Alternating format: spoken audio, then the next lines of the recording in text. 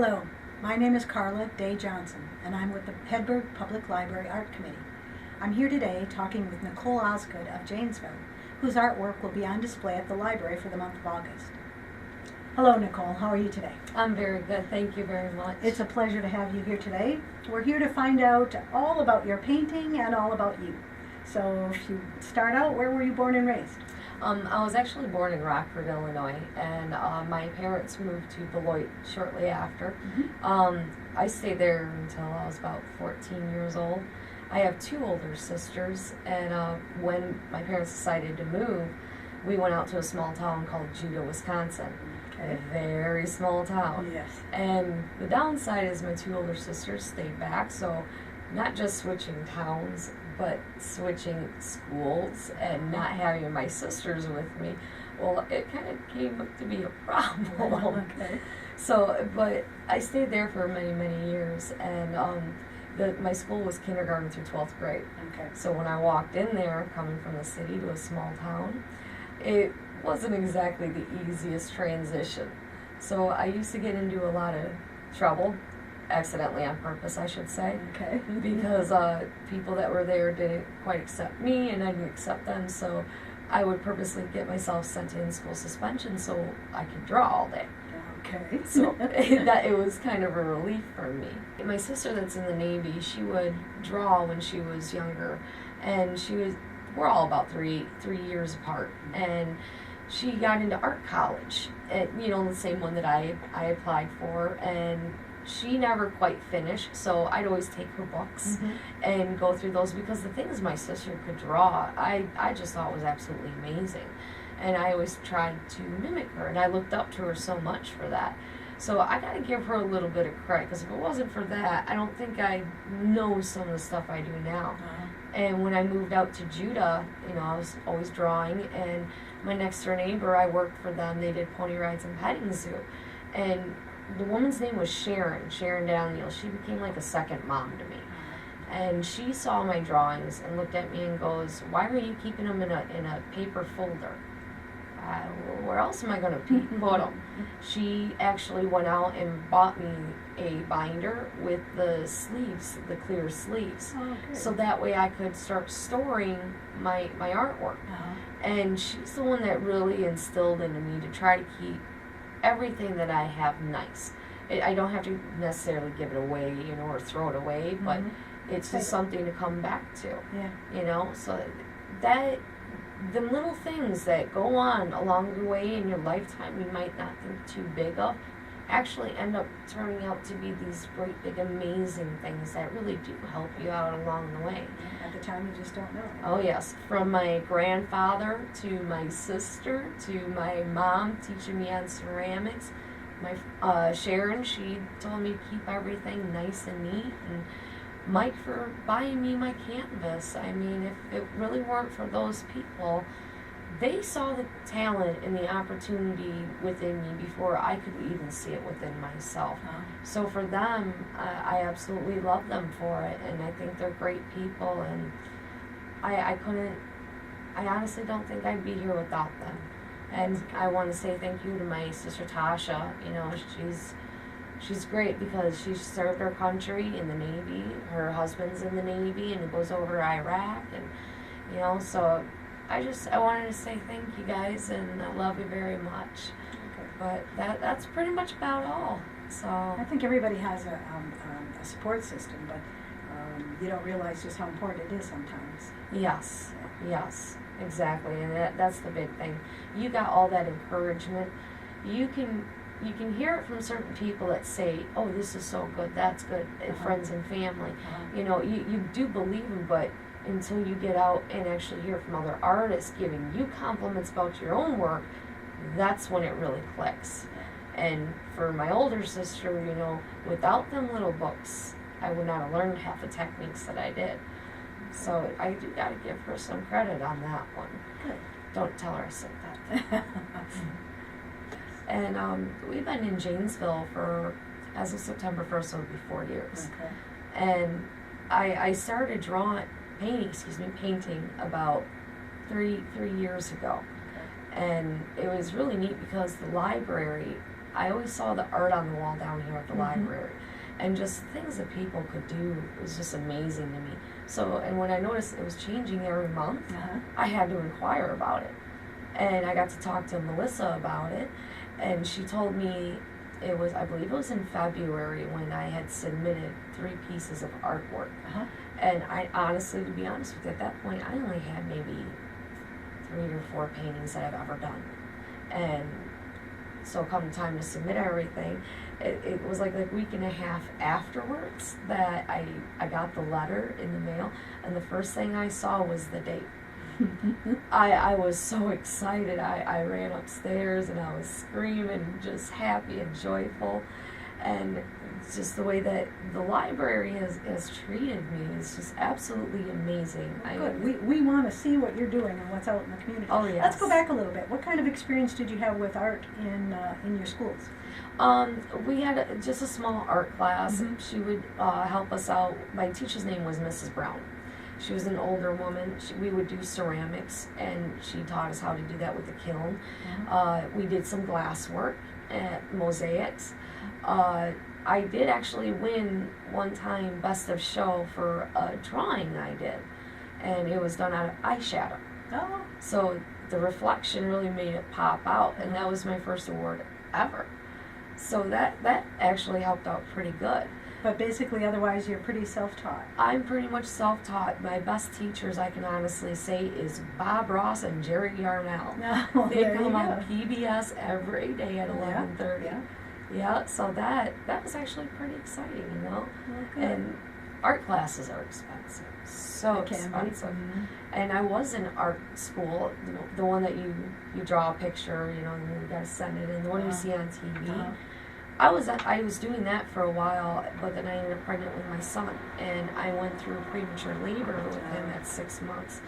And thank God they stopped the labor, but I had to drop out.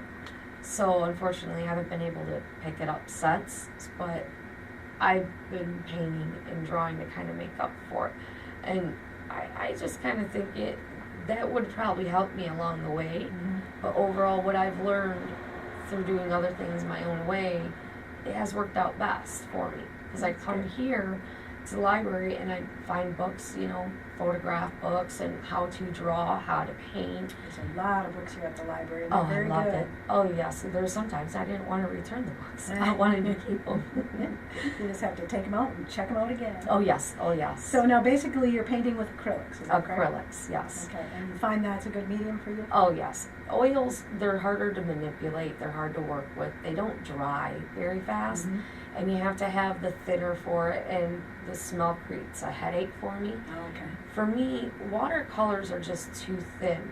They bleed too much for me, and when I want something a certain way, it kind of gets in the way sometimes. So I found that acrylics for me is the best paint out there for the kind of paintings that I do. Okay. But the thing I love about it is with acrylic, you can do the same thing with acrylic as you can with an oil or a watercolor. It's very versatile that way. Very versatile, and it just the way that it glides, the way it glides across the canvas can really make things pop out. And most of my ideas, I'll start trying to paint one thing. What I start off with does not necessarily come out the way that I ever expected it to. So I think that's a good thing, though. Oh, yes. As Bob Ross says, we don't have accidents. We have happy mistakes. There you go. Yes. And what would you say is your favorite subject matter? Fantasy. Oh, I love fantasy art. There's just something about it. You can create whatever you want, however you want it, and really there's no limit when it comes to fantasy painting. But I'll paint just about anything. I've painted flowers, I've painted sceneries, and just whatever really catches my eye, that's what I'll do. And I'll sit there and paint for hours on end. I mean, to the point that now my back starts going out. But I want my 2 children, because I have an 11-year-old daughter, she just turned 11 on the 23rd, and an 8-year-old son, he turned 8 on the 2nd. I want them to stop and think, because not everybody's good at a lot of different things. But if you can find that one thing you're good at, go for it. And I'm trying to teach my kids a lesson in life of don't listen to what other people say, make your own. Prove everybody else wrong, but do it in the proper way. And I'm showing them that it doesn't matter how old you are or what you're doing. They're so impressed with what I've been able to accomplish here that they're starting to pick up a pencil and paper and drawing themselves, and I find they actually have a lot of good talent. Good. So that's one thing I'm very proud of for them. That's probably the best thing in the long run, that you can share it with someone else and share it with your kids. Yeah. Definitely. Okay, well, let's talk a little bit about some of the things you brought in today. Okay. Tell me about this. This one, it used to be a photograph. I found it in one of the books here at the library. Okay. And it was a photograph, and it just popped out to me for some reason. So I started painting it, and it turned out so much better than what I even actually expected it to do. And with that one, and a few of my other paintings that I have, how some people say that a painting will come to life when you look at it, I found a way to bring it to a whole new level of life. How's that? If you take that painting right there, I have a pair of 3D glasses that have clear lenses in them. Okay. And when you put them on, the bubbles and the turtle and everything will just pop right out towards you and make it 3D, and it's just an interesting aspect. It's not the ones with like the green and red lenses. Right. It's more, I think, for like your television. But if you were to bring something like these down when my art is up there, my artwork will almost come alive. And that's one of the things that I think is so neat about it. So I'm actually hoping people will try it out. I only have one pair, so otherwise I'd leave a pair for everybody else. Yeah. But that one, he just turned out absolutely fantastic. When he gets hung up, there will be a different frame on, and he's going to look a lot better than that. But that's just done on paper. That's for watercolors. Okay. So, it's a less expensive way, less expensive way to actually paint something. Canvases and everything just get so expensive after a while. It really does. Crazy, yeah. Oh yes. But I have a lot of family members that want that one, and I'm yet to give that one up. He's a favorite, huh? Oh yes, he turned out great. Okay, tell me about this one. That one's Castle Grounds. That one, I had the idea stuck in my head for so long this is what I want to paint, but it's not coming out that way. This right here, this waterfall you see, I have to paint that about 6-7 different times. I was just never happy with it. And I thought that after I did all this, it's more of like a dam holding water back. And if you actually look all around, there's so many different details. You got flowers, a horse, you got the fence going on, there's an owl up in the corner. There's just so many different things that you can look at, and every time you look at it, you're going to find something new. And it's one of the things that can really draw your eye in. If you like colorful stuff, if you like more fantasy, this is something that would really call out to you. It kind of carries on a life of its own. And when I start painting, especially something like this, I'll see something within the swirl of the first layer of paint that I put on that even if it's like changes the direction of where you're going. It changes the whole thing, definitely. This is one of my favorite ones. I just recently got done with this one about 3 months ago. So this one's pretty much brand new. Don't you find that that's one of the nice aspects of acrylics, that if you don't don't exactly like what you have there, you can paint over it again, and it just keeps layering and layering. And, oh yes. Yeah. Oh yeah. So this one turned out way better than what I even expected it would have. So I'm very pleased with this one. That's good. Now, here I have, I'm not sure I'm going to be able to hold this real well, but I'll try. A steer skull, I take it? Yep. And this belongs to my friend's Aunt Beverly. She's an older woman. And she was explaining to me how she has this bull skull that she wanted to paint. Okay. But unfortunately, she's older to where she can no longer manipulate the paints in the way she wanted to. Okay. So she showed me the bull skull, and I looked at it, I said, I have a few ideas. If you'd let me take it and paint it, I'd be more than happy. This was more of a practice piece for me. And it just, again, took on a life of its own. And the way that I went with it, I'm quite pleased. Somebody had already carved this part in, all of this you see, before I got it. So I was sitting there thinking, how can I work with that? What would be the best concept for something like that? And it represents a buffalo skull, so I figured an Indian. An Indian would have to be one of the best choices. She has a Indian heritage, and on my side of my family, I have Indian heritage. So it just one of the things, when you look at something, you might not see what everybody else sees, but stuff comes alive. And you can see something that's going to create itself rather than you create it. Right. And I had a lot of fun with that. I really did. And it's different and it's more original. Oh yes, a non-traditional application, but that makes it fun. Oh yes, it always does. Yeah, and one of the things I love to do is detail. The more detail I add into something, I feel the better off it is. All the little things that you can find in between that, and some people might not notice it unless if you get really up close, and then you can start seeing things really pop out for what they are. And shadowing and stuff like that. Believe it or not, I'm not good with people, like painting people, their faces or anything like that. So this was a challenge for me. I didn't have a photograph to go off of. This is straight out of my mind, and the way it took off, I could not ask for anything better than that. It is a beautiful piece. Oh, thank you very much. I'll take a sip here. Sure. Now we have this piece. Let me just move it over here so we can get a better look. Tell me about this. This one, my friend's mother had received, I believe it was about 6 mirrors, about the same size. And this is actually a full mirror. Oh, okay. This is not just canvas with a reflection. No, this is a solid So there's mirror underneath here. Yes. Okay. All I did was paint over the mirror and do this, paint the sides, because the sides came with it. And I'll let you know about this one. It's very interesting because it's more 3D without having 3D glasses. There's a drawer down here that it's a real drawer from a real dresser. Okay. I could not find a way to paint a drawer. I'm not really that good with straight lines. Okay.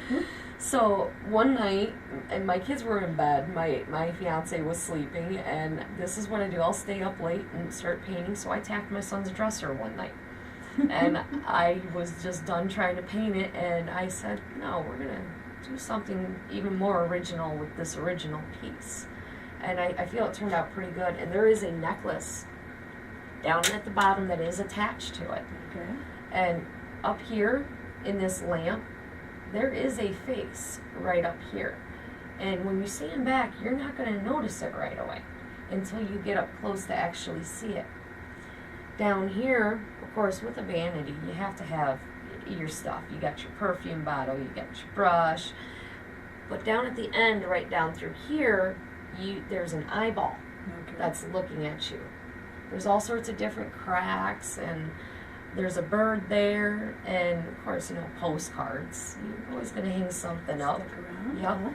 I did not paint these lips on. I painted my lips and then kissed the mirror. Okay. And as all women know, or little girls, when you get too much lipstick on, first thing you do is, especially for like good luck if you're going out on town, you kiss your mirror. Okay. So I just kind of threw this all together, and just the idea of how to paint onto a mirror. It's already a mirror. The whole thing's a mirror, but how do you create a painting while incorporating it? That was the tricky part. Did you do something to the surface of the glass Nope. before you painted on it? Nope. I used just the white gesso because it's got a thicker coating on it to where it'll really hold up to a lot of different things. And it's almost like the stuff that you would put on top of a raw canvas. That way the paint will really stick and hold, and I know it'll definitely hold to the mirror. Okay. So my only fear is it's not necessarily to get scratched. It's once if it gets broke, there's no way to replace this. No. That's the hard thing. So I excuse me. It's a different concept. Something I've been playing around with, and just the way that it took on a life of its own. I fell in love with this piece. This is definitely one of my favorites, and I'm actually still not done with it. Oh. But this will be on the wall come next month. This definitely will be. But there's going to be a few extra things added in there that when you look at this, actually have to look, because there's so many different aspects in there. It's just, for me personally, I find it pretty cool. I really do, and I just love it. Does most of your artwork includes, if we look closer, we'll see something else? Oh, yes. Is that true of just about everything? Oh, yes, just about everything. I feel that when you're looking at a painting, it's not just looking at a painting. It never is, and it never should be. It should be one of the things of, if you're going to look at it, you want to be able to find something special about it. You want things that, when you're looking at it from a distance, you're not going to see the full aspect of it till you start getting closer. Okay. They say that normally when you're looking at a painting, to have a 6-foot difference between you and the painting. And half the reason why that is because you have so many flaws within the painting. You don't want people to, oh, look at that, look at that. No, I want you to come in and get a closer look to see, even though it might be a flaw, somehow that flaw managed to work its way out into something you never really even expected. Okay. Yes. So I just like to play with things. I like the little hide and seek parts of it, you know, and I believe that's one thing with art. You should always be able to look at it and enjoy trying to find different things, like Where's Waldo?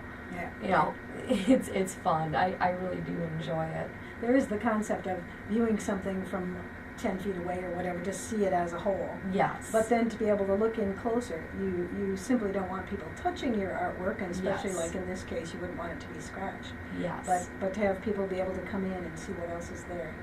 Oh, that's yes. good. That's good that you're looking at it from that viewpoint too. Oh, yes. Oh, yeah, no, there's times where I actually have to step away from one of my paintings. Oh, yeah. Because it comes down to a point where sometimes I go overboard.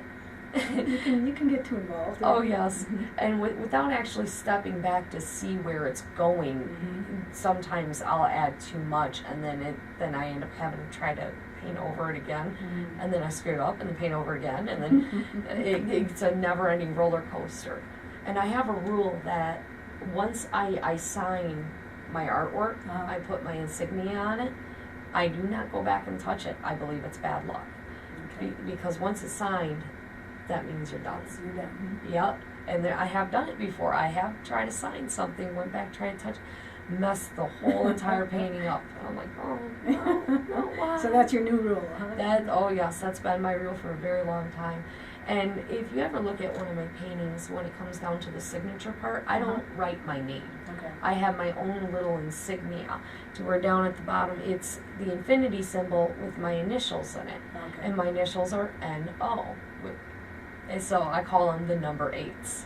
Okay. You know, sideways. Yeah. You know? Yeah. So, I mean, it seemed to work out pretty good, because otherwise you don't want to see my handwriting. I can't write for crap. Sometimes people's signatures is almost a distraction from the painting. They sign Yes. too big or too bold. Or, Yes. and other famous artists have become famous because of their signature. Yep. Yeah. Oh, yeah. I believe even when it comes down to your signature, every detail matters. And the shadowing and just where you can go with it, you know, it's a big deal. For me, I'll be honest, I was diagnosed as bipolar 6-7 years ago. And they tried putting me on medication, and it just did not work out. And there's a long story behind that, but we won't get into that. So one of the things I found is painting, you know, drawing, as long as I keep my hands busy, it keeps my mind busy. And it helps make everything go more simpler. And I'm one of the people, I don't quite fit into a lot of other groups. I'm kind of my own person. I'm opinionated, I'm a pain in the butt. I'm one of the people, when you first meet me, you either like me or you don't, but then eventually you learn to like me, but you'll never admit it. So Okay. it's one of the things that instead of trying to fit into everybody else's ideal world, because it's impossible, I'm creating a world of my own to where I can learn to accept everybody else around me. And I ain't going to judge you if you want to come and visit my world. Because honestly, there's not much wrong with it. You know, everybody tells me, oh, you need to grow up, you know, you gotta do this. They live half their lives with their head in a cloud and can't even draw a bubble. Yeah. So you find that your artwork kind of relieves some of the tension there? And oh yes, it's a big part of my life. It's when you see one of my paintings, it's a reflection of me and who I am. I'm bright, I'm colorful, I'm a loud person, you know, I'm different, and I'm happy to be me. There's just other people out there that don't quite understand that, so anything that you do, you know, you're doing it wrong or this and that.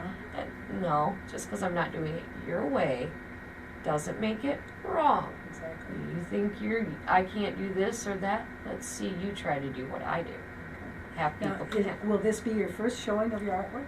This is my first showing of my artwork to the world ever. Okay. Ever. So how do you feel about that?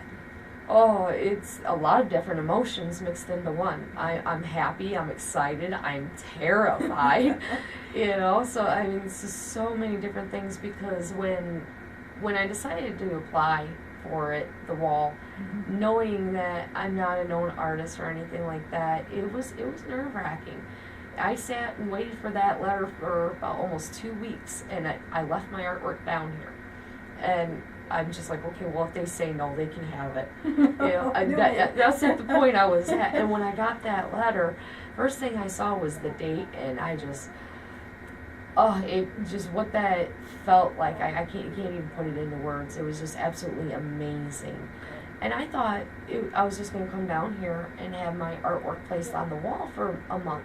And last month, I got a letter in the mail, well, I think it was like the month before, and they wanted to do a small gathering for all the artists that have a solo wall. So when I came down and I found out that I'm on the wall with professional artists, flat out professionals, people who had been doing this for years, that just absolutely blew my mind. Well, I think it's the purpose the library wants to expose people, just like you in the community, who are using artwork in their life and who are learning and progressing, and show it to the rest of the community, and perhaps let someone else know that they too could do this. Oh yes. And that there are ways, and that there are books in the library that can teach you about it as well. Oh yes, many books. I mean, you guys have got a very, very good supply of books, whether you want watercolors, oils, or even if you want to learn how to draw cartoons or magazines. And, you know, every book that you read will teach you something. You don't want to believe everything that's in the book, and maybe it doesn't apply to you, but there's always some little tidbit that you can take away from it. So oh yes. That's a good source. Well, tell me what your plans for the future are. What are you going to do with your artwork? I'm hoping that after this, maybe some people will start buying stuff, because my house is so overloaded with paintings right now. But I do actually want to try to take this somewhere. Okay. I'm not going to stop here, because I'm one of the people. I'm not great at a lot of different things, but this seems to be one of the things that it's working for me. And I'm gonna actually try to take this somewhere. I'm not stopping here. I can take this as far as I want. For only painting like this for just a couple years, and having it go as far as it has, for me, from where I start, you'll even see it, because I got some of my first pieces that are going to be on the wall. Okay. You can see the difference within a short period of time of where I'm going to go. Okay. And when I was on the wall with the other artists, the gentleman that was on the wall next to me, his artwork was similar to mine, just the quality of his was just fantastic. And I looked at that and I said, in 2 years, I want to not only be able to paint that, but paint it better than what he was able to. And gave you a goal, something to look for? yes. And to hear the compliments from professional artists about my artwork, Good. that right there says, don't stop. if you're getting comments from professionals, that's telling you so much. That's good. It's I think it's my calling, and it's not going to make me rich. It's not going to make me famous. At least not until I die, anyways. We all know that.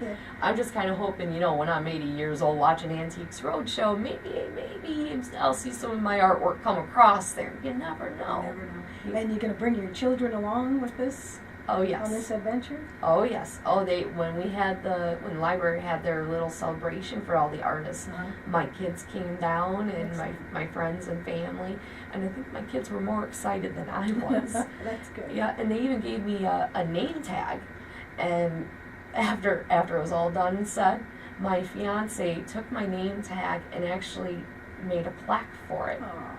He was so impressed in everything that I've been able to do, and this is a lot of it's me. The artwork is me, yes, but you guys, what you guys are doing for me, I never expected this. A small party for the artists. Now I'm on TV. Hi, everybody. And just what you guys are doing, it almost feels like you guys rolled out the red carpet for me. Well, we want to get to know you better, and we want the community to get to know you. Thank you guys very much for this opportunity. I could not ask for any more. It just, the way it makes a person feel on the inside, is just amazing. Well, it's good to know. We look forward to seeing your artwork on the wall for the month of August. Thank you again for coming in. Thank you very much. I really appreciate you guys having me here. Thank you. Join us for the month of August when Nicole Osgood's artwork will be on display at the Hedberg Public Library. Thank you.